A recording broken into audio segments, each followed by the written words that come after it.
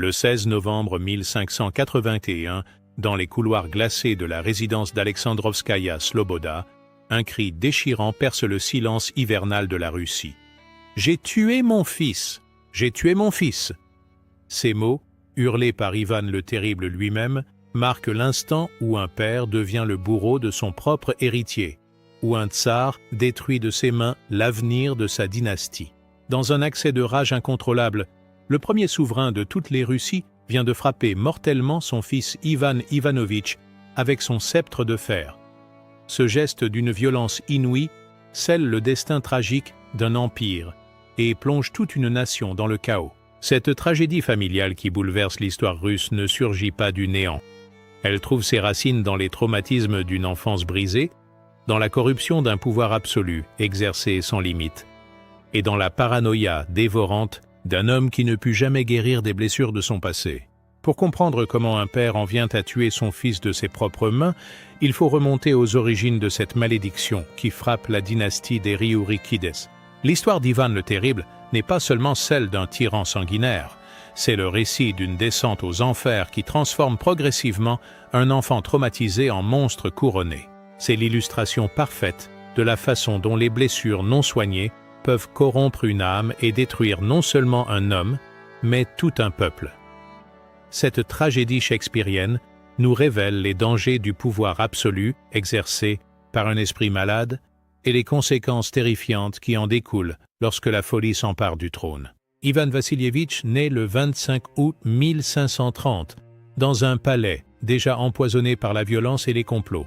Son père, Vassili III, avait attendu cet héritier pendant des années, mais le destin ne lui laisse pas le temps de voir grandir son fils. Le souverain meurt le 4 décembre 1533, quand Ivan n'a que 3 ans, laissant derrière lui un enfant vulnérable dans un monde où la cruauté règne en maître. Sa mère, Hélène Glinskaya, prend les rênes du pouvoir avec une détermination féroce. Cette femme remarquable gouverne la Russie d'une main de fer, n'hésitant pas à éliminer tous ceux qui menacent l'autorité de son fils. Pour sécuriser le trône d'Ivan, elle fait emprisonner les oncles du jeune prince. Yuri, rival potentiel le plus dangereux, est arrêté une semaine après la mort de Vassili III et meurt de faim en prison le 3 août 1536. André subit le même sort, arrêté avec sa famille le 2 juin 1537 et mourant en captivité le 11 décembre suivant.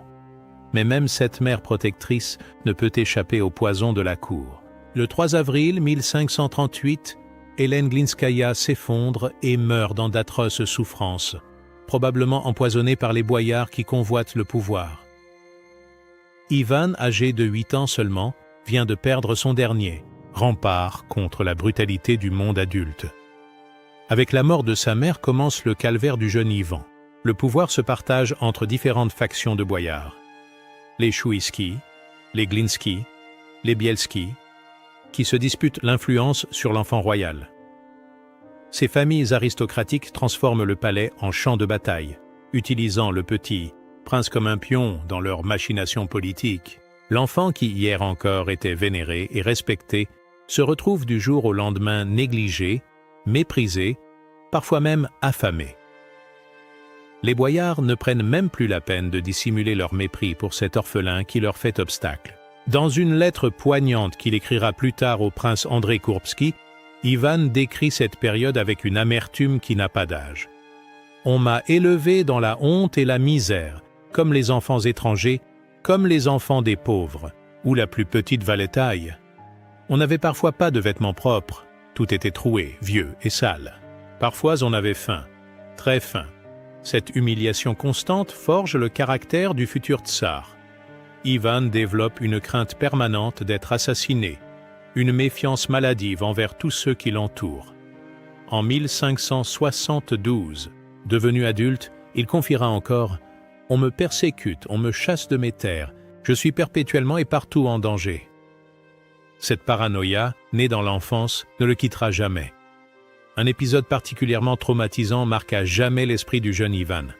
Sa nourrice, Agrafena Obolensky, était la seule personne au palais qui lui témoignait encore de l'affection véritable. Cette femme simple et dévouée représentait pour l'orphelin le dernier lien avec la tendresse maternelle. Mais les boyards, dans leur cruauté calculée, décident de briser ce dernier réconfort. Un jour, sous les yeux horrifiés d'Ivan qui pleure et hurle de désespoir, ils enlèvent Agrafena de force. La malheureuse est traînée hors du palais et enfermée dans un couvent lointain, condamnée à ne jamais revoir l'enfant qu'elle chérissait comme son propre fils. Ce spectacle de violence gratuite, cette destruction délibérée du dernier amour qui restait dans sa vie, produit un choc terrible sur Ivan. À 8 ans, il vient de comprendre que dans ce monde, même l'affection la plus pure peut être arrachée par la force. Privé d'amour et de stabilité, exposé quotidiennement à la violence et à la trahison, Ivan développe des comportements de plus en plus inquiétants. L'enfant adulé d'hier se transforme en petit être cruel qui effraie son entourage. Il commence à se complaire dans des jeux sanglants qui révèlent l'état de son âme torturée. Les chroniqueurs de l'époque rapportent avec horreur ses activités favorites. Ivan arrache les plumes des oiseaux captifs, leur crève les yeux, les éventre avec un couteau et observe attentivement leur phase d'agonie.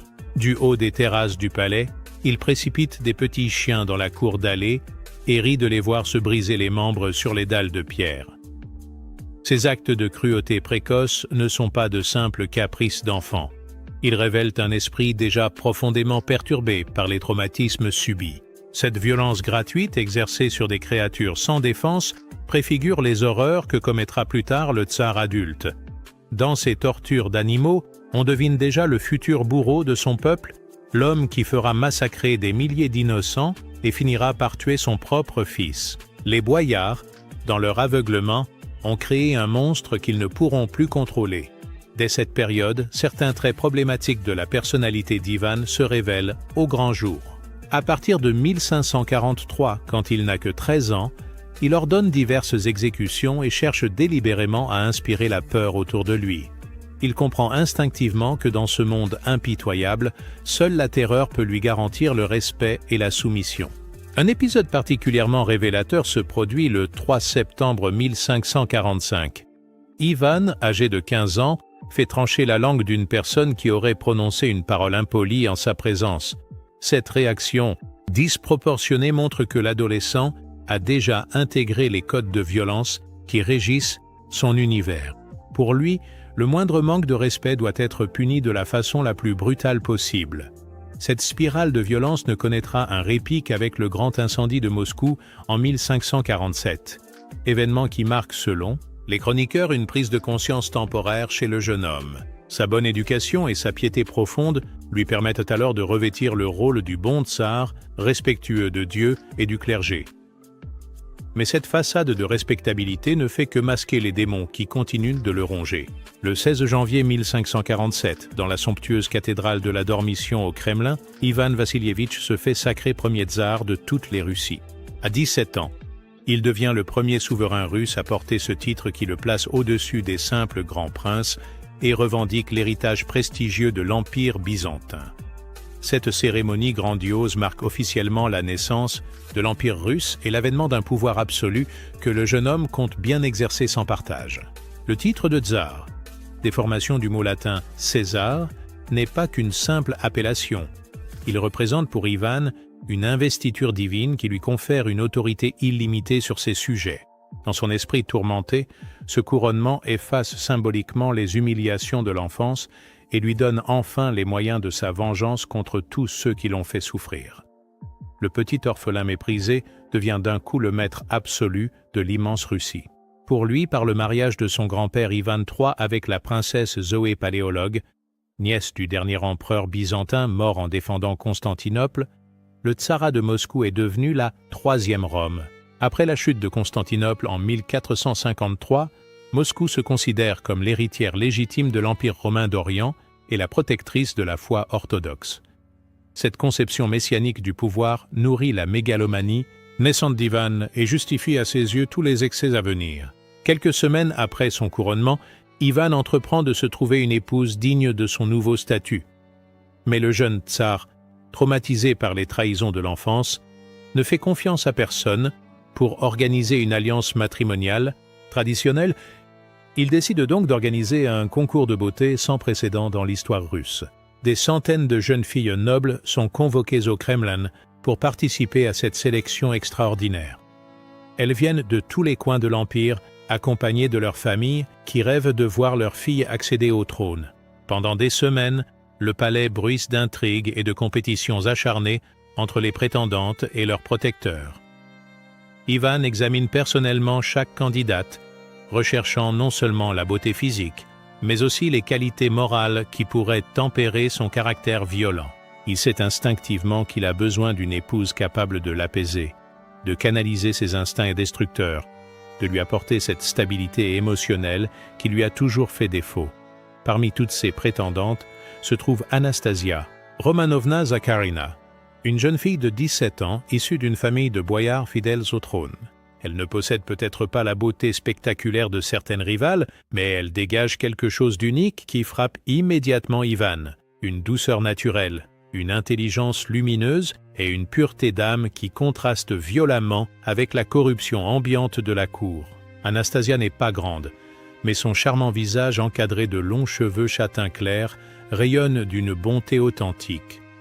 Elle possède toutes les vertus que l'époque exige d'une future tsarine. Chasteté, modestie, piété, sensibilité et miséricorde.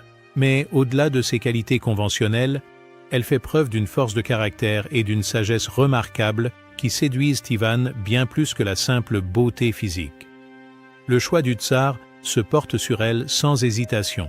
Pour la première fois de sa vie, Ivan ressent quelque chose qui ressemble à de l'amour véritable, un sentiment qu'il croyait impossible après toutes les souffrances endurées. Cette jeune femme représente l'espoir de rédemption, la possibilité d'échapper enfin à la malédiction de solitude qui pèse sur lui depuis l'enfance. Le 3 février 1547, 3 semaines après le couronnement, Ivan épouse Anastasia dans la cathédrale de l'Annonciation du Kremlin. Cette cérémonie somptueuse marque le début de la période la plus heureuse de sa vie, 13 années d'un bonheur relatif, qui contraste violemment avec les horreurs de l'enfance et les atrocités à venir.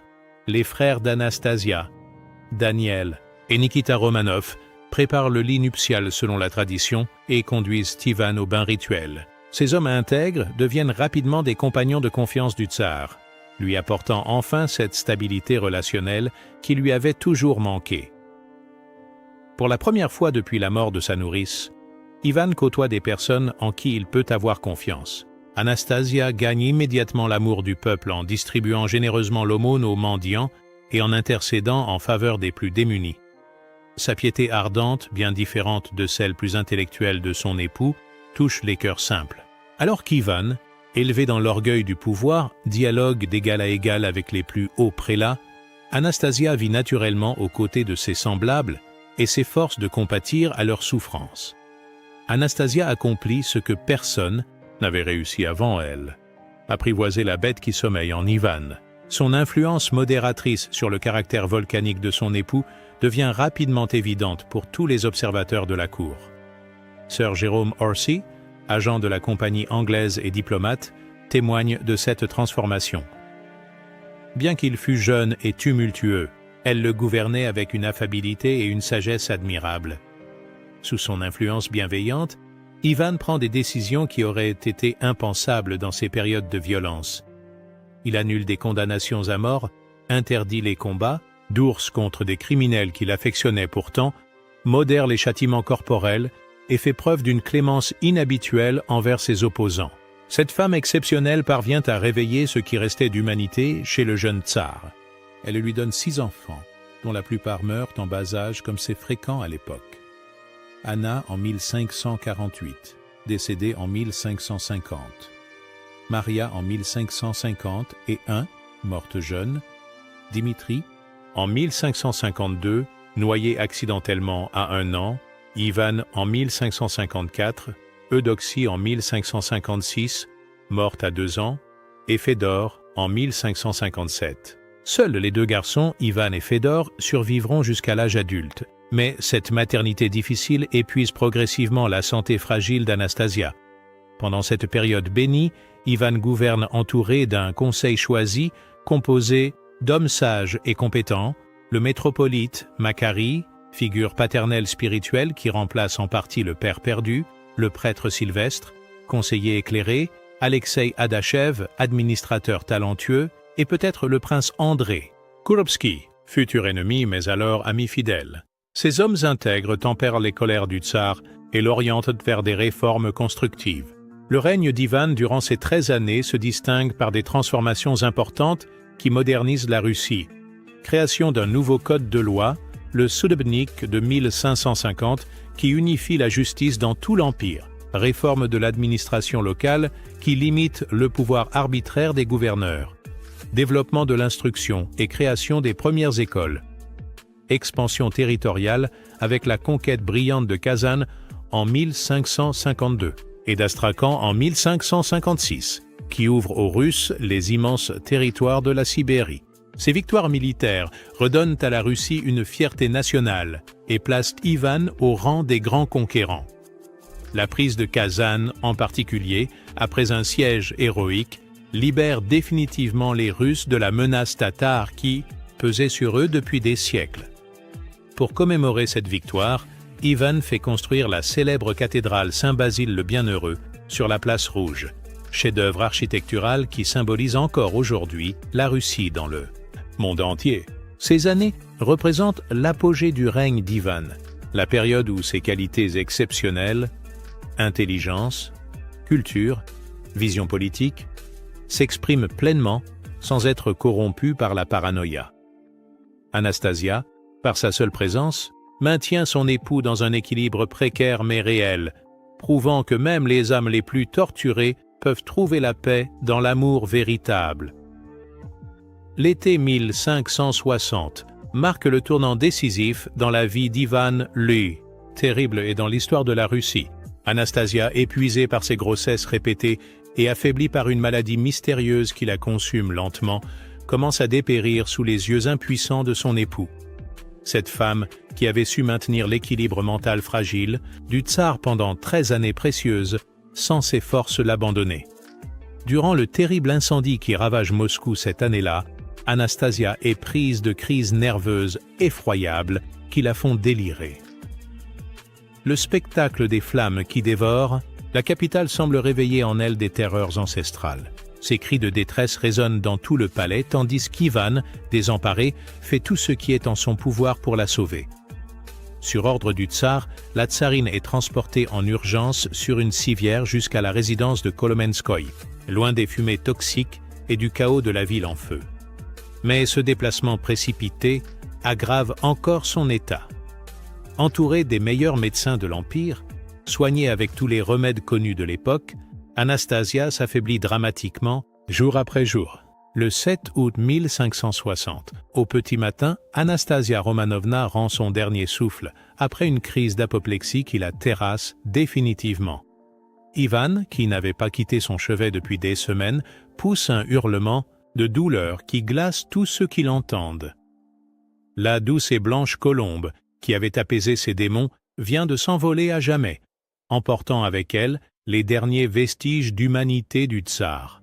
La réaction d'Ivan à la mort de sa bien-aimée dépasse tout ce que la cour avait pu imaginer. Cet homme de 30 ans, habitué à dominer ses émotions et à dissimuler ses faiblesses, s'effondre complètement.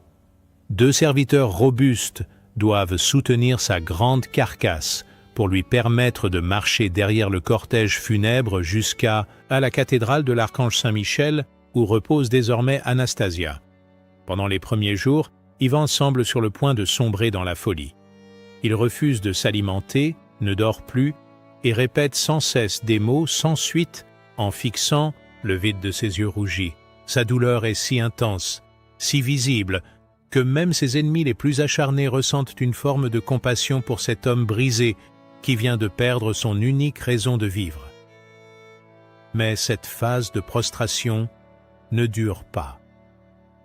Rapidement, la douleur laisse place à une émotion autrement plus dangereuse, la suspicion. Ivan, incapable d'accepter que sa jeune épouse ait pu mourir de cause naturelle, commence à échafauder des théories de plus en plus paranoïaques. Anastasia a été empoisonnée, il en est convaincu. Les boyards, jaloux de l'influence de la famille Romanov, ont tué celle qu'il aimait pour affaiblir son pouvoir et reprendre le contrôle de l'État. Cette conviction, qui germe dans l'esprit dérangé d'Ivan, va progressivement empoisonner toute sa vision du monde. Désormais, il voit des complots partout, des traîtres dans chaque ombre, des empoisonneurs derrière chaque mort. Les analyses médico-légales menées à la fin du XXe siècle confirmeront pourtant ces soupçons.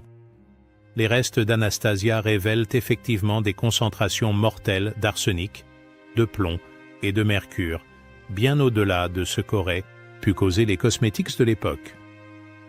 Mais à l'époque, Ivan n'a que ses intuitions pour alimenter sa rage. Un verrou a sauté dans son cœur, écrivent les chroniqueurs en décrivant cette transformation radicale. L'homme qui s'était efforcé pendant 13 ans de gouverner avec une relative modération ne se sent plus tenu par aucune contrainte morale. Anastasia morte, il ne doit plus rendre de compte à personne, pas même à Dieu. Tous les démons de l'enfance, contenus tant bien que mal par l'amour conjugal, se déchaînent soudain avec une violence inouïe. Entre 1560 et janvier 1565, Ivan élimine méthodiquement la quasi-totalité de ses anciens conseillers du Conseil choisi. Le métropolite Macquarie meurt en 1563, officiellement de vieillesse, mais Ivan soupçonne un empoisonnement. Le prêtre Sylvestre est disgracié et enfermé dans un monastère lointain. Alexei Adachev est arrêté et meurt mystérieusement en prison. Le prince André Kourbsky, sentant le vent tourner, s'enfuit en Pologne et devient l'ennemi juré du tsar. En janvier 1565, Ivan franchit un pas décisif vers la tyrannie absolue en instaurant l'Oprichnina, système de terreur qui divise la Russie en deux parties distinctes. D'un côté, la Zemchtchina, terre normale, administrée selon les anciennes coutumes. De l'autre, l'Oprichnina, domaine et personnel du tsar où il règne en maître absolu avec ses propres lois, ses propres tribunaux et sa propre police. Cette division géographique n'est pas le fruit du hasard. Ivan choisit soigneusement les territoires qu'il s'approprie, les régions les plus riches, les voies commerciales stratégiques, les forteresses frontalières, les domaines des familles, nobles les plus influentes. L'Oprichnina devient un État dans l'État, échappant totalement au contrôle traditionnel des boyards et du clergé. Pour faire régner l'ordre dans son domaine, Ivan crée un corps d'élite terrifiant, les Oprichniki. Ces hommes, recrutés parmi les petits nobles avides de promotion sociale et les aventuriers sans scrupules, portent un uniforme noir de moine et chevauchent des chevaux noirs. À leur selle pendent une tête de chien et un balai, symbole parlant de leur mission, mordre les ennemis du tsar comme des chiens enragés et balayer la trahison de la surface de la terre. Ces cavaliers de l'Apocalypse sillonnent les routes de Russie, semant la terreur parmi les populations. Ils ont tous les droits. Confisquer les biens, arrêter les suspects, torturer les prisonniers, exécuter sans jugement. Leur simple apparition suffit à vider les villages et à faire fuir les voyageurs. L'Oprichnina devient synonyme de mort et de désolation. La répression organisée par Ivan atteint rapidement des proportions monstrueuses. Les boyards, accusés, en bloc d'avoir comploté contre Anastasia, sont exterminés par familles entières. Leurs terres sont confisquées, leurs domestiques torturés pour obtenir des aveux, leurs proches déportés dans les régions les plus hostiles de l'Empire. Cette révolution par le haut décapite littéralement l'ancienne aristocratie russe. En 1569-1570, soupçonnant la ville libre de Novgorod de vouloir passer sous contrôle polonais, Ivan organise le massacre le plus atroce de son règne. Avec une armée de 15 000 Oprichniki, il encercle la cité prospère et ordonne l'extermination systématique de sa population. Pendant 5 semaines, les tueurs du tsar massacrent hommes, femmes et enfants, sans distinction d'âge ni de conditions sociales. Les chroniques de l'époque, pourtant habituées à rapporter les violences de l'époque, peinent à décrire l'horreur de ces journées. Les victimes sont noyées dans les eaux glacées du fleuve Volkhov, brûlées vives dans leurs maisons, démembrées à coups de hache, empalées sur des pieux. Les Oprichniki rivalisent de cruauté, inventant chaque jour de nouveaux supplices pour satisfaire la soif de vengeance de leur maître. Le nombre exact des victimes reste débattu, mais les historiens s'accordent sur un bilan effroyable, entre 15 000 et 60 000 morts selon les sources, dans une ville qui ne comptait guère plus de 100 000 habitants. Novgorod, jadis rival de Moscou et symbole de liberté communale, ne se remettra jamais complètement de cette saignée. Son déclin marque la fin définitive des anciennes libertés russes face à l'autocratie moscovite. Incapable de supporter la solitude, Ivan se remarie dès l'année suivant la mort d'Anastasia. Mais aucune de ses épouses suivantes ne parvient à lui apporter la stabilité perdue. Maria Temryukovna, princesse tcherkesse d'une beauté exceptionnelle, qu'il épouse le 21 août 1561, ne peut égaler l'influence apaisante de sa prédécesseur. Cette deuxième union, qui devait réconcilier Ivan avec le bonheur, tourne rapidement au cauchemar. Maria ne donne qu'un fils au tsar, Vassili, qui meurt à l'âge d'1 mois en 1563. Cette nouvelle perte ravive la paranoïa d'Ivan qui voit dans cette mort précoce la preuve d'un nouveau complot. Les relations du couple se dégradent rapidement. Ivan fuit sa femme pour des orgies avec ses oprichniki, la délaisse ouvertement et finit par la traiter avec un mépris affiché. Maria Temryukovna meurt en 1569, officiellement de tuberculose, dans l'indifférence totale de son époux. Mais comme pour Anastasia, des rumeurs d'empoisonnement circulent immédiatement. Ivan, désormais persuadé que toutes ses épouses sont condamnées à mourir empoisonnées, organise des enquêtes sanglantes qui se soldent par de nouvelles exécutions. Sa troisième épouse, Marfa Sobakina, épousée le 28 octobre 1560 et on se bat tous les records de longévité conjugale. Elle meurt 15 jours seulement après le mariage, le 13 novembre. Cette mort foudroyante plonge Ivan dans une rage folle. Convaincu que sa police secrète elle-même est infiltrée par ses ennemis, il fait exécuter 20 personnes, dont toute la famille de la défunte qu'il accuse de sorcellerie. Le père de Marfa est contraint de prendre l'habit religieux. Ses frères sont tués pour pratiques magiques. L'année 1572 marque paradoxalement un tournant dans la politique d'Ivan le Terrible. Après la défaite cuisante infligée aux Tatars de Crimée à la bataille de Molody, qui sauve Moscou d'un nouveau sac, et face aux critiques de plus en plus vives du clergé, le tsar décide officiellement d'abolir l'oprichnina. Mais cette mesure apparemment modératrice ne change rien au fond de sa politique. La terreur continue, simplement organisée différemment. Les oprichniki perdent leur nom, mais pas leurs privilèges. Rebaptisés hommes de cour, dvoroviers, ils continuent leurs exactions sous d'autres appellations. Ivan, vieillissant prématurément, devient de plus en plus imprévisible. Ses crises de colère, ses accès de paranoïa et ses décisions contradictoires terrorisent même ses plus fidèles serviteurs. Le tsar développe une méthode systématique pour éliminer tous ceux qu'il soupçonne de déloyauté. Il fait surveiller les conversations privées, intercepter les correspondances, torturer les domestiques pour obtenir des informations sur leur maître. Personne n'échappe à sa suspicion maladive, ni les boyards qu'il accuse de comploter contre lui, ni les marchands qu'il soupçonne de détourner les revenus de l'État, ni même le clergé qu'il accuse de tiédeur dans son soutien au pouvoir royal. À mesure qu'Ivan vieillit, la question de sa succession devient obsessionnelle. Son fils aîné, Ivan Ivanovitch, né d'Anastasia en 1554, grandit pour devenir un homme capable et respecté. À 27 ans, en 1581, le tsarévitch s'est marié 3 fois, ses 2 premières épouses sont mortes dans des circonstances suspectes, et sa 3e femme, Elena Sheremetyeva, attend un enfant qui pourrait assurer la continuité dynastique. Mais cette perspective, qui devrait réjouir tout père, nourrit paradoxalement l'angoisse d'Ivan.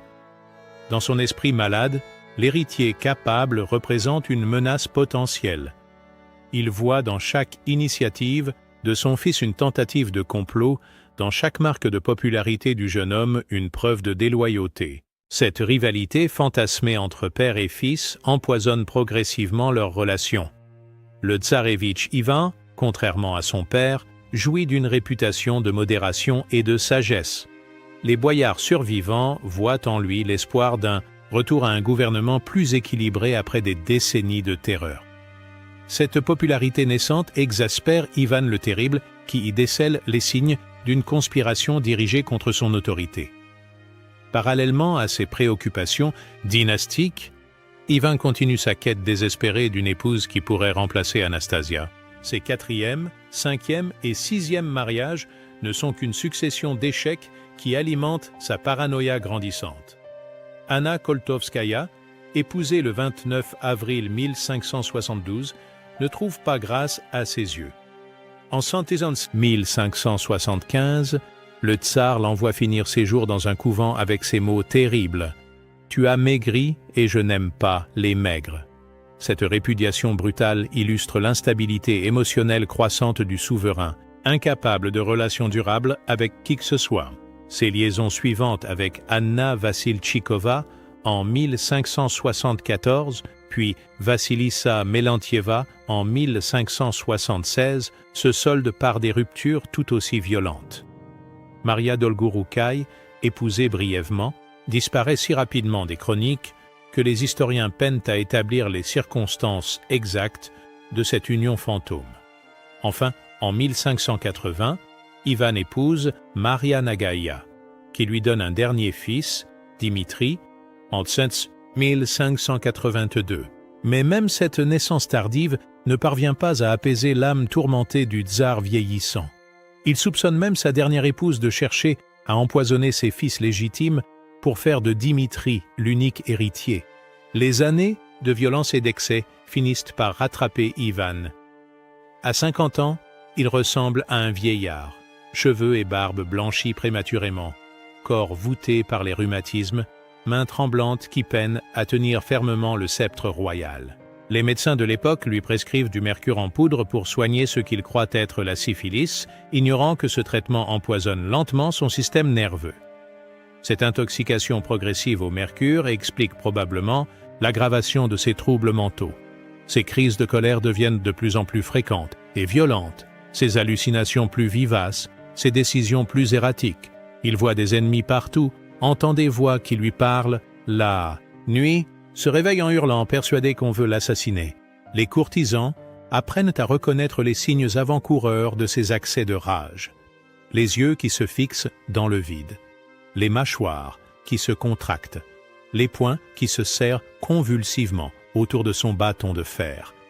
Quand ces symptômes apparaissent, tous s'éclipsent prudemment, sachant que le moindre mot, le moindre geste peuvent déclencher une explosion de violence meurtrière.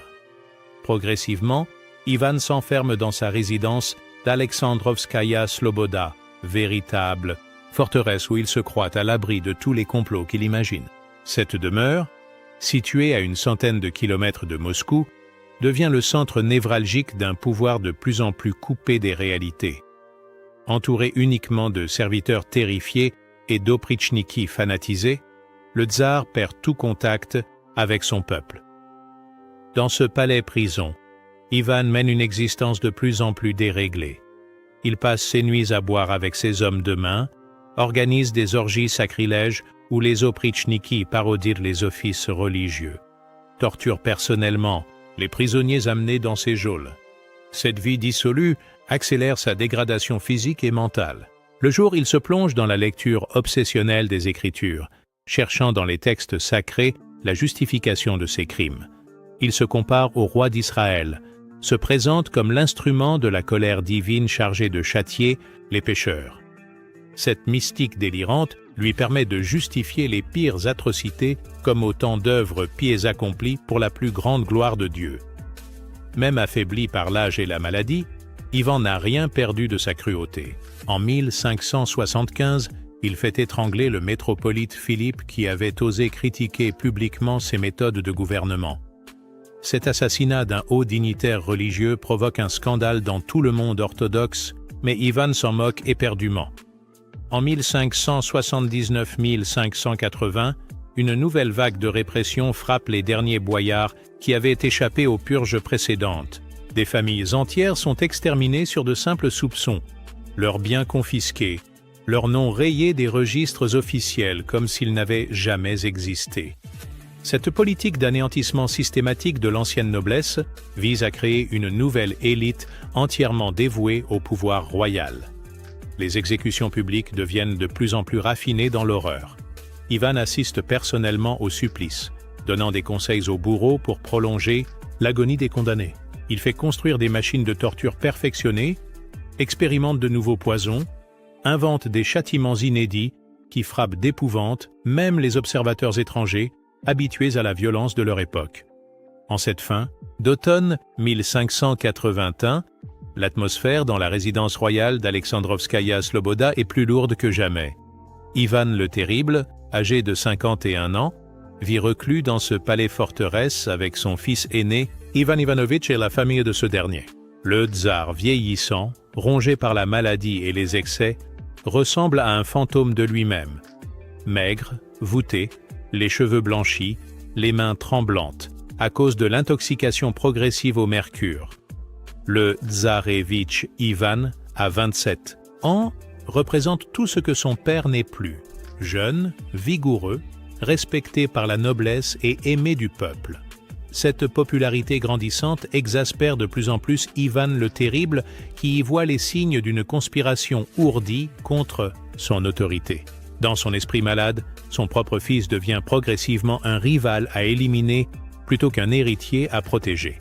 Elena Tcheremetieva, la troisième épouse du tsarevitch, attend un enfant qui pourrait assurer la continuité de la dynastie. Cette grossesse devrait réjouir le tsar vieillissant, mais elle ne fait qu'aggraver sa paranoïa.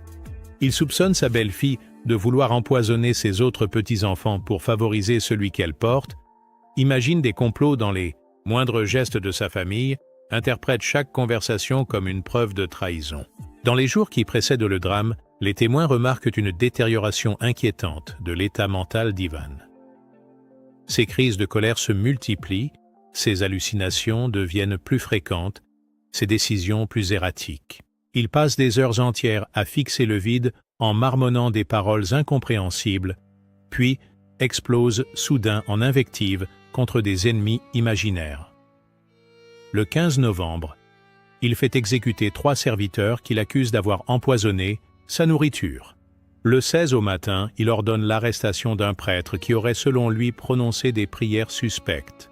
Ces accès de paranoïa aiguë terrorisent tous les habitants du palais, qui marchent désormais sur des œufs, sachant qu'un mot de travers peut leur coûter la vie.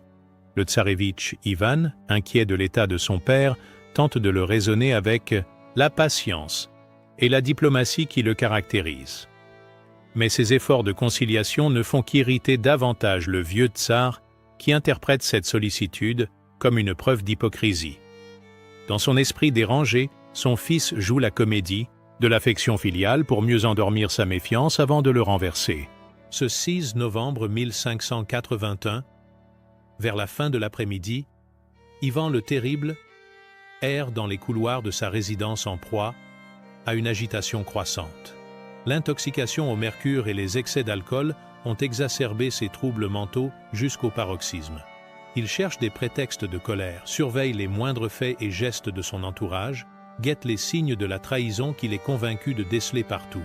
C'est dans cet état d'esprit qu'il croise Elena Tcheremetieva, sa belle-fille enceinte, dans un corridor du palais. La jeune femme porte une tenue d'intérieur qui, selon l'étiquette stricte de l'époque, ne convient pas pour paraître devant le tsar.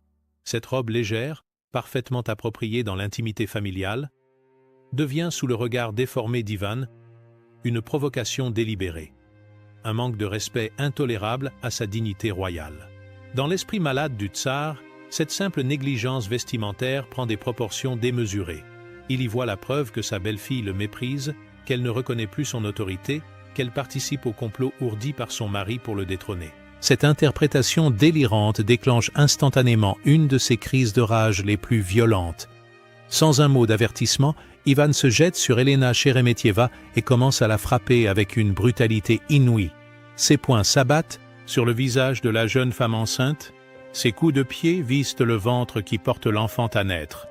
Dans sa fureur aveugle, il ne voit plus qu'une ennemie à châtier, une comploteuse à punir, sans égard pour son état ni pour l'enfant qu'elle porte. Les cris terrifiés d'Elena résonnent dans tout le palais. Cette femme délicate, habituée au raffinement de la cour, se retrouve soudain confrontée à la violence pure d'un homme qui a perdu toute humanité. Elle tente de protéger son ventre de ses bras, supplie son beau-père d'avoir pitié, mais rien ne peut arrêter la furie destructrice qui s'est emparée d'Ivan. Les domestiques présents dans les couloirs fuient éperdument, terrifiés par ce spectacle d'horreur. Personne n'ose intervenir contre le tsar en furie, sachant que toute tentative d'intercession se solderait par une mort immédiate. Il se contente de courir chercher le tsarévitch Ivan, en espérant qu'il pourra sauver sa femme et son enfant à naître. Le tsarévitch Ivan Ivanovitch accourt aux cris de détresse de sa femme. En découvrant la scène qui se déroule sous ses yeux, son père en train de battre sauvagement son épouse enceinte, il ne réfléchit pas aux conséquences de son geste. L'instinct protecteur, l'amour conjugal et le sens de l'honneur prennent le dessus sur la prudence politique. « Arrêtez, père, vous allez tuer votre petit-fils !» crie-t-il en se précipitant pour s'interposer entre Ivan le Terrible et Helena. Ce geste, parfaitement naturel chez un époux défendant sa femme, constitue aux yeux du tsar paranoïaque l'ultime preuve de la trahison qu'il soupçonnait. Son fils ose le défier ouvertement, remet en question son autorité absolue, prend parti contre lui dans ce qu'il perçoit comme un conflit dynastique. « Fils rebelle, tu veux déjà me détrôner. Tu veux prendre ma place !» hurle Ivan le Terrible en se tournant vers son héritier. Dans son esprit dérangé, cette intervention légitime devient la confirmation de tous ses soupçons. Son fils ne cherche pas à protéger sa femme. Il cherche à l'humilier publiquement, à démontrer sa faiblesse, à préparer son renversement. La rage qui avait visé Helena se retourne instantanément contre le tsarévitch. Ivan le Terrible saisit son long bâton de fer, ce sceptre orné de pointes métalliques qui symbolise son pouvoir absolu, et se rue sur son fils avec une violence décuplée par des années de frustration et de paranoïa.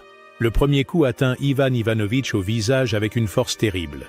Le sceptre de fer, lourd de plusieurs kilos et hérissé de pointes acérées, s'abat sur la tempe du jeune homme dans un bruit sourd qui glace le sang. Le tsarévitch, pris par surprise, n'a pas le temps d'esquiver ni de se protéger. Il vacille sous l'impact. Du sang jaillit immédiatement de sa blessure. Mais la fureur d'Ivan ne s'arrête pas là. Aveuglé par la colère, il continue à frapper son fils qui s'écroule lentement. Les coups pleuvent sur la tête, les épaules, la poitrine du malheureux, qui tente faiblement de parer les attaques de son père devenu fou. Chaque impact du sceptre provoque de nouvelles blessures, de nouveaux flots de sang qui se répandent sur les dalles de marbre. Helena Tcheremetieva, malgré ses propres blessures, trouve la force de hurler « Grâce ! Grâce pour votre fils !» Mais ces cris ne font qu'exciter davantage la rage d'Ivan, qui voit dans cette supplication une nouvelle, preuve du complot familial ourdi contre lui. Pour lui, sa belle-fille ne cherche pas à sauver son mari, elle cherche à préserver le chef de la rébellion qui menace son trône. Le massacre dure plusieurs minutes, interminable. Ivan Ivanovitch, homme robuste habitué aux exercices militaires, résiste longtemps aux coups de son père. Mais face à cette violence aveugle, à cette haine pure qui ne cherche plus qu'à détruire, il finit par s'effondrer définitivement. Sa tête heurte violemment le sol dallé, aggravant encore ses blessures. Soudain, le silence retombe sur le corridor ensanglanté. Ivan le Terrible, épuisé par sa crise de violence, contemple le spectacle qui s'offre à ses yeux. Son fils gît dans une mare de sang qui s'élargit lentement, la tempe ouverte par une blessure béante d'où s'échappe un flot continu de vie. Le sceptre royal, symbole de l'autorité divine, pend mollement dans la main tremblante du tsar assassin. L'instant d'après, la réalité de son geste frappe Ivan comme un coup de tonnerre. L'homme qui vient de commettre l'irréparable réalise soudain qu'il n'a pas châtié un rebelle. Il a frappé son propre fils, son héritier légitime. Le sang de son sang. La paranoïa qui déformait sa perception s'évanouit d'un coup, laissant place à une lucidité terrifiante. « J'ai tué mon fils, j'ai tué mon fils !» Le cri qui s'échappe de sa gorge n'a plus rien d'humain. C'est le hurlement d'un animal, blessé à mort, le gémissement d'une âme qui vient de se damner à jamais. Ces mots résonnent dans tout le palais, glaçant d'effroi tous ceux qui les entendent. Même les opritchniki les plus endurcis, habitués à tous les spectacles d'horreur, se signent en comprenant l'ampleur de ce qui vient de se produire. Ivan se jette à genoux auprès de son fils et tente désespérément de contenir l'hémorragie qui s'échappe de sa tempe fracassée.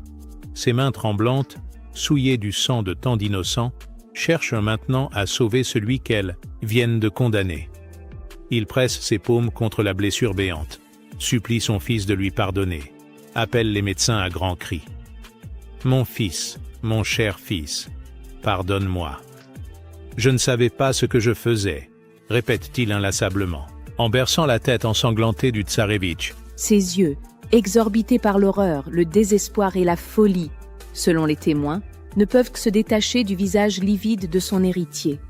Dans ce regard embué de larmes, on lit toute la tragédie d'un père qui vient de détruire ce qu'il avait de plus cher au monde. Ivan Ivanovitch, malgré la gravité de ses blessures, trouve encore la force d'un ultime geste de pardon. Sa main droite se pose faiblement sur l'épaule de son père meurtrier, comme pour lui signifier qu'il ne lui en veut pas, qu'il comprend la folie qui l'a poussé à ce geste. Ce pardon, plus terrible que tous les reproches, achève de briser le cœur du tsar infanticide. Les meilleurs médecins de la cour accourent, alertés par les cris qui retentissent dans tout le palais. Ils examinent rapidement le blessé et leur diagnostic tombe comme un coup près. Les blessures sont trop graves, l'hémorragie impossible à stopper complètement. Le tsarévitch peut encore vivre quelques jours, mais son sort est scellé. Ivan le Terrible vient de condamner à mort l'avenir de sa dynastie. Pendant 4 journées interminables, Ivan Ivanovitch lutte contre la mort sous les yeux de son père transformé en garde-malade. Le tsar, qui n'a pas quitté le chevet de son fils depuis l'instant fatal, assiste impuissant à l'agonie de celui qui l'a frappé dans un moment d'égarement. Cette veillée macabre révèle un aspect inédit de la personnalité d'Ivan, le Terrible. Derrière le tyran sanguinaire se cache un père dévasté par son propre crime. Les médecins se relaient au chevet du mourant, tentant tous les remèdes connus de l'époque pour sauver ce qui peut encore l'être. Ils appliquent des cataplasmes sur les plaies, saignent le malade pour évacuer les humeurs mauvaises, lui font ingérer des potions à base d'herbes rares, importées d'Orient. Mais leurs efforts restent vains face à la gravité des traumatismes, crâniens infligés par le sceptre paternel. Ivan le Terrible, habituellement si fier et si autoritaire, se transforme en suppliant pathétique. Il promet des fortunes au monastère si son fils guérit, fait dire des messes dans toutes les églises de l'Empire, ordonne la libération de prisonniers politiques pour s'attirer la clémence divine. Cette piété soudaine, chez un homme qui vient de commettre le plus contre-nature des crimes, révèle l'ampleur de son désespoir. Parfois, le tsarévitch reprend brièvement conscience et murmure quelques mots à son père. Ces instants de lucidité, où le mourant pardonne encore et encore à son bourreau, sont plus douloureux que les phases de coma. Ivan père réalise alors pleinement l'horreur de son geste. Il n'a pas tué un ennemi ou un traître, mais le meilleur de ses fils, celui qui ressemblait le plus à Anastasia par sa douceur et sa sagesse. Le 19 novembre 1581, au 4e jour de cette agonie, Ivan Ivanovitch rend son dernier souffle vers midi. Sa mort provoque un séisme dans tout l'Empire russe. Avec lui disparaît non seulement l'héritier, légitime du trône, mais aussi l'espoir d'un retour à un gouvernement plus modéré après des décennies de terreur. La nouvelle se répand comme une traînée de poudre dans tout le palais, puis dans Moscou, puis dans toute la Russie. Partout, c'est la stupéfaction et l'effroi.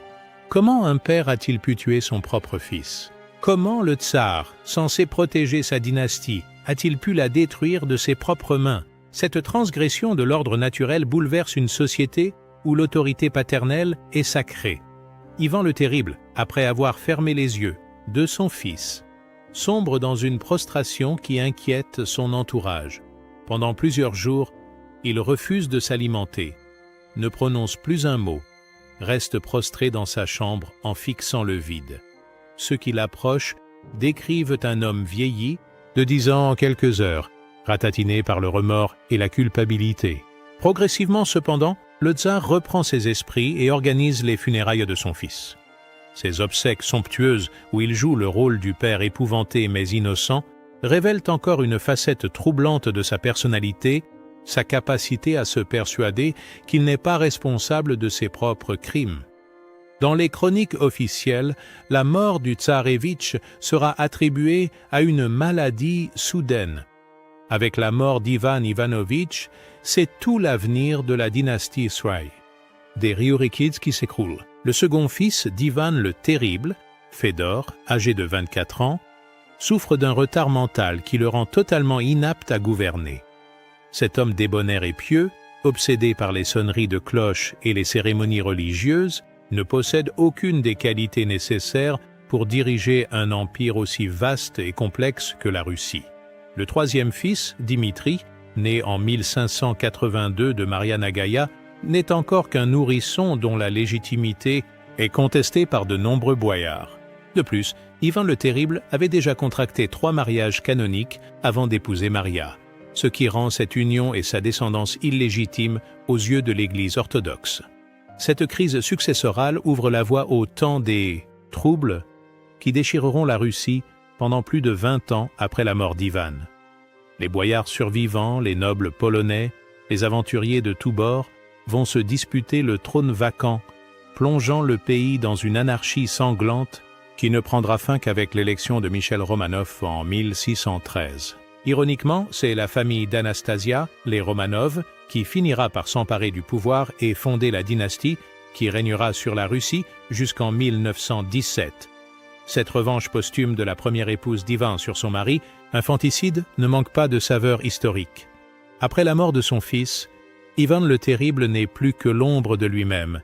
Cet homme qui terrorisait son empire par ses colères et ses violences devient soudain un vieillard voûté, aux cheveux blanchis, aux mains tremblantes. Il ne porte plus que des vêtements noirs, distribue ses richesses aux pauvres et passe le plus clair de son temps en prière et en mortification. Cette piété soudaine chez un homme qui vient de commettre l'un des plus grands crimes de l'histoire impressionne son entourage. Ivan multiplie les pèlerinages dans les monastères, les dons aux œuvres charitables, les actes de contrition publique. Il fait même rédiger un obituaire, où il liste tous ceux qu'il a fait exécuter pendant son règne pour que des messes soient dites à leur intention. Mais cette repentance apparente ne change rien au fond de sa nature. Ces crises de violence, bien que moins fréquentes, continuent de terroriser son entourage. En 1582, il fait encore exécuter plusieurs boyards qu'il soupçonne de comploter contre lui. Sa paranoïa, loin de diminuer, se reporte sur de nouveaux objets. Il craint maintenant qu'on ne cherche à empoisonner son fils Fédor ou le petit Dimitri. Les 2 années qui séparent la mort d'Ivan Ivanovitch de celle de son père voient un empire russe à l'agonie. La guerre de Livonie, qui dure depuis 25 ans, saigne le pays à blanc sans apporter de victoire décisive. Les finances publiques sont exsangues, l'agriculture ruinée par les levées d'hommes incessantes, le commerce paralysé par l'insécurité chronique. Ivan tente bien de prendre quelques mesures pour redresser la situation. Il rappelle certains exilés, restitue des terres confisquées, assouplit les rigueurs de l'Oprichnina. Mais ces réformes tardives ne peuvent réparer les dégâts de 20 années de terreur systématique. La noblesse traditionnelle a été décimée, remplacée par des parvenus sans scrupules. Le peuple, épuisé par les massacres et les famines, a perdu toute confiance en ses dirigeants. L'isolement international de la Russie s'aggrave encore après la mort du tsarévitch. Les cours européennes, déjà méfiantes vis-à-vis d'Ivan le Terrible, considèrent désormais qu'il n'y a plus rien à attendre de ce pays dirigé par un fou. Les négociations diplomatiques s'enlisent, les alliances se défont. La Russie se retrouve seule face à ses ennemis. Sur le plan personnel, Ivan continue sa quête désespérée d'une stabilité émotionnelle qu'il ne trouvera jamais. Ses rapports avec sa dernière épouse, Maria Nagaïa, se dégradent rapidement. Il la soupçonne de vouloir empoisonner Fédor pour faire de Dimitri l'unique héritier, l'accuse de correspondre secrètement avec des boyards hostiles, lui reproche son influence grandissante sur les affaires de l'État. Le 18 mars 1584, Ivan le Terrible s'effondre brutalement lors d'une partie d'échecs avec un de ses favoris. Les témoins décrivent une mort rapide, précédée de quelques convulsions. Officiellement, le tsar succombe à une attaque d'apoplexie, mais les circonstances exactes de sa disparition restent mystérieuses. L'analyse de ses restes, menée dans les années 1960 lors de travaux de restauration de son tombeau, révèle la présence de doses importantes de mercure, d'arsenic et d'autres substances toxiques. Ces découvertes relancent les spéculations sur un possible empoisonnement, mais il est impossible de déterminer si ces substances proviennent de traitements médicaux ou d'un acte criminel. Sa mort provoque un soulagement général dans tout l'Empire. Après 51 ans de règne, dont les 24 dernières années furent marquées par une terreur systématique, la Russie peut enfin espérer retrouver la paix. Mais l'héritage d'Ivan est si lourd que le pays mettra des décennies à s'en remettre. Fédor Ier monte sur le trône sous la régence de Boris Godunov, beau-frère du nouveau tsar et dernier survivant de l'entourage d'Ivan. Cet homme intelligent mais sans scrupules va tenter de gouverner à la place de l'incapable Fédor, mais il ne parviendra jamais à effacer complètement les traces de la tyrannie précédente. La mort du tsarévitch, Ivan Ivanovitch, par la main de son propre père, marque un traumatisme profond dans l'âme russe. Ce fratricide dynastique, qui brise tous les tabous de l'époque, révèle jusqu'où peut mener la corruption du pouvoir absolu. Pour la première fois dans l'histoire russe, un souverain a osé lever la main sur son propre héritier, transgressant l'ordre naturel et divin qui régit la société. Cette transgression fondamentale ébranle les bases mêmes de l'autocratie russe. Comment le peuple peut-il respecter un tsar qui ne respecte même pas ses propres enfants? Comment l'Église peut-elle soutenir un souverain qui commet le plus contre-nature des crimes? Ces questions empoisonnent les consciences et préparent les crises politiques futures. L'infanticide d'Ivan devient rapidement un mythe, déformé et amplifié par la tradition orale. Dans les campagnes russes, les paysans racontent l'histoire de ce roi maudit qui tua son fils dans un accès de folie meurtrière. Ces récits, mélange de vérités historiques et de légendes populaires, contribuent à forger l'image d'un pouvoir fondamentalement perverti par la violence. Paradoxalement, cette tragédie renforce aussi le culte de la souffrance qui caractérise la mentalité russe. Ivan le Terrible devient d'une figure christique inversée, non plus le père qui sacrifie son fils pour sauver l'humanité, mais le père qui sacrifie son fils pour assouvir sa propre folie. Cette inversion sacrilège fascine et horrifie à la fois les esprits russes. L'assassinat du tsarévitch précipite la Russie dans une crise politique majeure qui va durer plus de 30 ans. Fédor Ier, officiellement tsar de 1584 à 1598, ne règne que de nom. Le véritable maître du pays est Boris Godunov, qui gouverne dans l'ombre en attendant une occasion de s'emparer officiellement du pouvoir.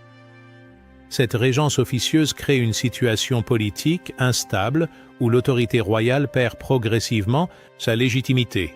Les boyards survivants, qui n'osaient plus broncher sous Ivan le Terrible, commencent à relever la tête. Les gouverneurs de province prennent des libertés avec les ordres venus de Moscou. L'Empire russe, unifié à coups de terreur, commence à se désagréger faute d'une autorité centrale crédible. En 1591, le petit Dimitri, dernier fils d'Ivan le Terrible, meurt mystérieusement à Ouglitch dans des circonstances troubles. Officiellement, l'enfant de 9 ans s'est tranché la gorge en tombant lors d'une crise d'épilepsie. Mais des rumeurs persistantes accusent Boris Godunov d'avoir fait assassiner ce rival potentiel. Cette mort suspecte alimente les théories du complot et prépare l'arrivée des faux Dimitri. Quand Fédor Ier meurt sans héritier en 1598, c'est l'extinction officielle de la dynastie des Riourikides après plus de 7 siècles de règne. Boris Godunov se fait élire tsar par une assemblée de boyards, mais sa légitimité reste contestée. Cette rupture dynastique ouvre la voie aux prétendants de tous bords qui vont se disputer le trône vacant. La période qui suit la mort de Boris Godunov en 1605 illustre parfaitement les conséquences à long terme de la tyrannie d'Ivan le Terrible. L'apparition successive de plusieurs faux Dimitri, aventuriers se faisant passer pour le fils miraculeusement sauvé d'Ivan, révèle l'ampleur du chaos politique engendré par l'infanticide de 1581. Ces imposteurs, soutenus tour à tour par la Pologne, la petite noblesse russe ou les Cosaques révoltés, parviennent temporairement à s'emparer du pouvoir moscovite. Leur succès prouve que l'autorité royale, minée par les crimes d'Ivan, n'inspire plus ni respect ni crainte. Un simple moine défroqué comme Grishka Otrépiev peut se transformer en tsar sous le nom de Dimitri Ier et gouverner la Russie pendant 11 mois. Cette anarchie politique s'accompagne d'une décomposition sociale généralisée. Les armées étrangères, polonaises, suédoises, lituaniennes, envahissent le territoire russe et occupent les principales villes. Les bandes de brigands pullulent sur les routes, pillant et massacrant sans distinction. Les famines se succèdent, aggravées par les destructions de guerre et l'effondrement du commerce. L'Église orthodoxe elle-même, pilier traditionnel de l'autocratie russe, traverse une crise profonde. Les patriarches se succèdent au gré des révolutions de palais, perdant toute autorité morale. Certains prélats soutiennent les faux tsars, d'autres appellent à la résistance, d'autres encore tentent de négocier avec les envahisseurs catholiques. Cette division du clergé achève de ruiner les bases spirituelles du pouvoir. Il faut attendre 1613 et l'élection de Michel Romanov pour que la Russie retrouve une stabilité relative. Ce choix n'est pas le fruit du hasard. Les Romanov sont les descendants de Nikita Romanov, frère d'Anastasia, la première épouse d'Ivan le Terrible. En portant cette famille au pouvoir, les Russes accomplissent symboliquement une forme de justice posthume. Ils rendent le trône à la lignée de celle qui avait su tempérer la folie du tyran. Cette filiation symbolique avec Anastasia légitime la nouvelle dynastie et efface partiellement le traumatisme de l'infanticide de 1581. Michel Romanov, jeune homme de 16 ans, élu plus pour sa faiblesse que pour ses qualités, représente l'antithèse parfaite d'Ivan le Terrible. Là où le tyran était violent et paranoïaque, le nouveau tsar se montre doux et confiant. Là où Ivan massacrait ses opposants, Michel pardonne et réconcilie. Progressivement, sous le règne des premiers Romanov, la Russie panse ses plaies et retrouve sa grandeur. Mais l'héritage d'Ivan le Terrible continue de peser sur la conception russe du pouvoir. L'autocratie reste la norme, la terreur d'État un instrument accepté, la méfiance envers l'étranger une constante politique. Les méthodes changent, mais le fond demeure. La Russie reste un pays où le pouvoir absolu peut facilement basculer dans l'arbitraire le plus sanglant. L'histoire d'Ivan le Terrible tuant son fils inspire très tôt les artistes russes, fascinés par cette tragédie shakespearienne qui résume tous les excès de l'autocratie. Dès le XVIIe siècle, les chroniqueurs rapportent l'événement avec un mélange d'horreur et de fascination, comprenant qu'il témoigne d'un moment crucial de l'histoire russe. Mais c'est au XIXe siècle que cette tragédie trouve sa forme artistique la plus accomplie avec le célèbre tableau d'Ilya Répine, peint entre 1883 et 1885. Cette œuvre saisissante qui montre Ivan serrant contre lui le corps, mourant de son fils, frappe les contemporains par sa puissance dramatique et sa modernité technique. Répine lui-même décrit l'obsession qui s'empare de lui pendant la création. « J'ai peint à la hâte, j'ai souffert, j'ai douté, j'ai modifié et corrigé ce qui avait déjà été fait. J'ai caché le tableau avec déception, puis je l'ai repris et modifié de nouveau. Parfois, j'étais effrayé par ce que je créais. Mes amis ont également eu cette impression en regardant la peinture. » Cette toile bouleversante provoque des réactions violentes dès sa première exposition. En 1913, un peintre d'icônes fanatiques, Abram Balachov, lacère le tableau à coups de couteau en criant « Assez de morts, assez de sang ».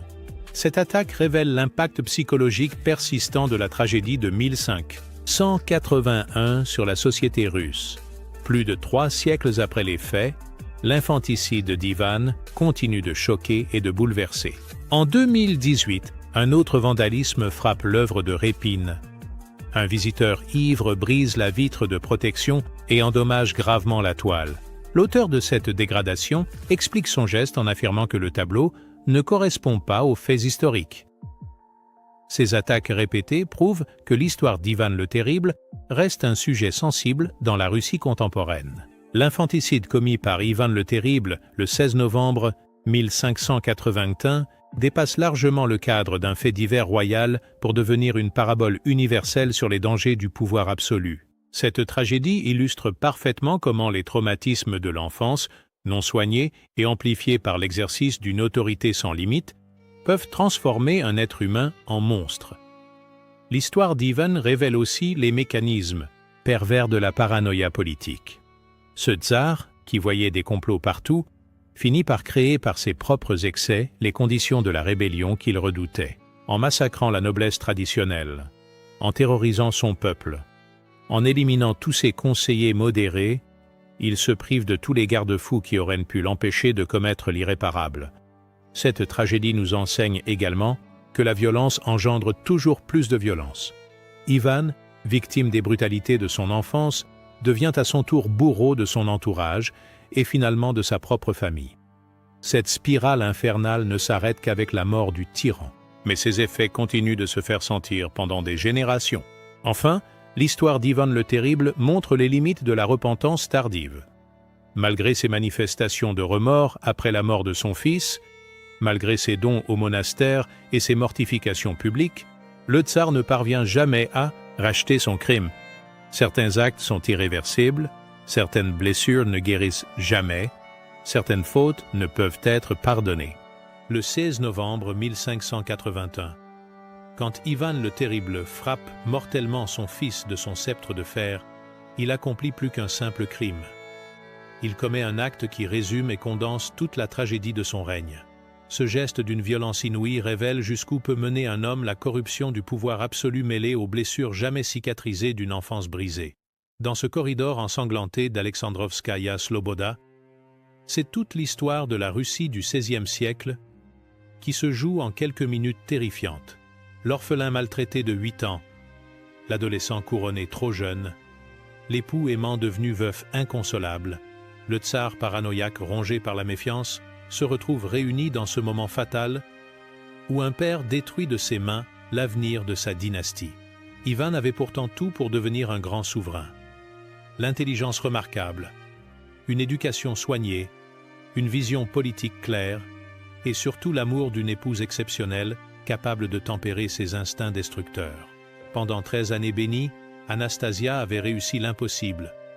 Transformer le petit tyran cruel en monarque respecté, canaliser sa violence vers des réformes constructives, lui donner cette stabilité émotionnelle qui lui avait toujours manqué.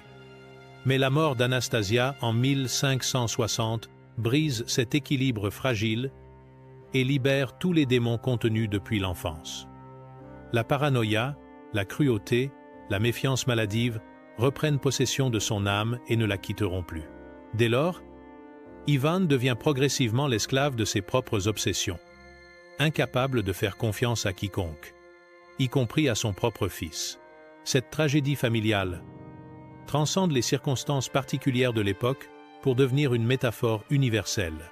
Elle illustre comment les sociétés qui acceptent la tyrannie finissent toujours par en payer le prix fort. En laissant Ivan exercer un pouvoir sans limite, en fermant les yeux sur ses excès au nom de la raison d'État, la Russie a créé les conditions de sa propre destruction. L'infanticide de 1581 marque aussi l'échec d'un système politique fondé uniquement sur la terreur. Ivan pensait pouvoir maintenir l'ordre par la seule violence, éliminer tous ses opposants réels ou imaginaires, gouverner par la peur absolue. Mais cette méthode, qui peut fonctionner temporairement, finit toujours par se retourner contre celui qui l'emploie. En devenant fou de suspicion, Ivan détruit finalement ce qu'il voulait protéger. Le cri déchirant du tsar « J'ai tué mon fils » résonne encore aujourd'hui comme l'aveu d'un échec total. Échec d'un père qui n'a pas su maîtriser ses démons intérieurs. Échec d'un roi qui a sacrifié l'avenir de son royaume à ses obsessions personnelles. Échec d'un homme qui voulait passer à la postérité comme un grand conquérant et ne laisse derrière lui qu'une réputation de tyran infanticide. Cette histoire nous rappelle que les plus grands crimes naissent souvent de l'amour corrompu, de la protection devenue oppression, de la force transformée en violence aveugle. En voulant préserver son pouvoir à tout prix, Ivan a détruit ce qu'il avait de plus cher. En cherchant à protéger la Russie de tous ses ennemis, il est devenu lui-même son plus grand destructeur.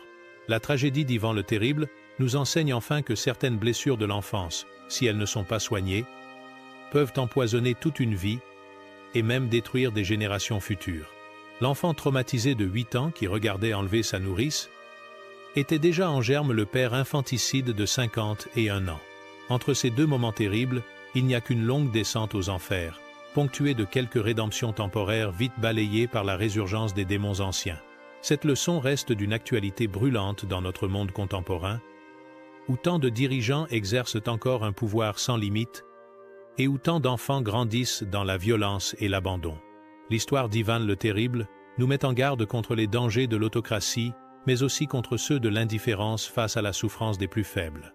En définitive, le roi qui pleura en tuant son fils de ses propres mains nous laisse un témoignage bouleversant sur la fragilité de la condition humaine.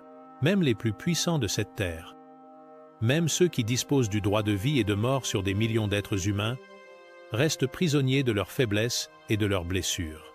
La tragédie d'Ivan le Terrible nous rappelle que derrière chaque tyran se cache souvent un enfant blessé qui n'a jamais appris à guérir ses plaies autrement que par la violence.